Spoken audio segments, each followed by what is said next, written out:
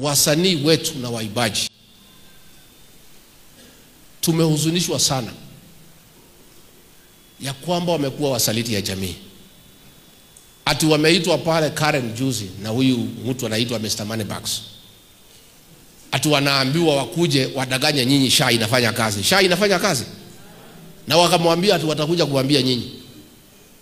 Ati watuambie barabara zinajengwa. Atuambie masomo naenda mzuri. Mimi nimeketi na wazee jana usiku. Na tumesema hawa wasanii. Wazee wameniambia nitangaze. Hawa wasanii waombe msamaha.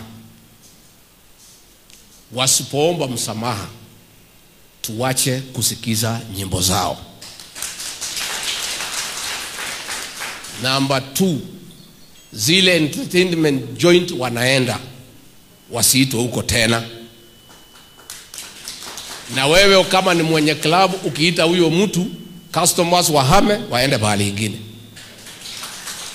Tena ile mtandao you unfollow them. Si ndio? You unfollow them. Because wameenda kuchukua shilingi 50,000. Na pahali wanaenda entertainment, wale watu wameenda pale kwa sababu akili imechemuka kwa sababu ile Kasongo ametusumbua. Wanaenda kuwatubuiza ndio akili situlie. Hao wameenda kukaa na wale watu ambaye wametuumiza, wametuletea hizo shida.